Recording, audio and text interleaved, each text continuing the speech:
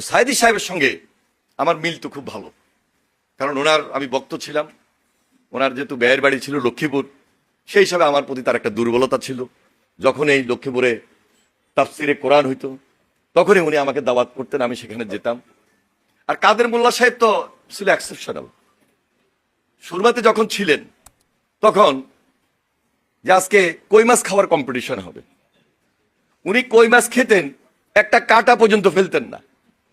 কই মাছের কাঁটাটা পর্যন্ত উনি চাপায় চাপায় একদম কমপ্লিট করে পুরোটা শেষ করতেন, মাথা থেকে লেস পর্যন্ত, মানে ফালানোর মতো কোনো কিছু থাকতো না।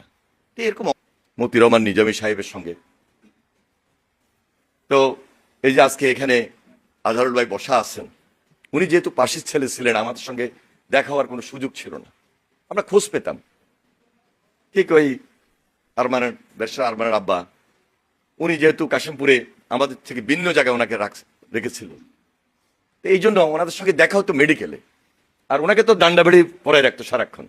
উনি কোর্টে আসতেন, কোর্টে দেখা হইতো। আর পরোয়ার ভাইয়ের কথা বলে আমি শেষ করছি। আমি যেদিন একদম কাশিমপুরে গেলাম, আমি দেখলাম যে কাশিমপুর যাওয়ার সঙ্গে সঙ্গে পরোয়ার ভাই আমার উপরে এসে উপস্থিত, যে আগামীকালকে সকালে আমার ব্রেকফাস্ট, ওনার দাওয়াত আমাকে নিতে হবে, বাসা থেকে খাওয়া।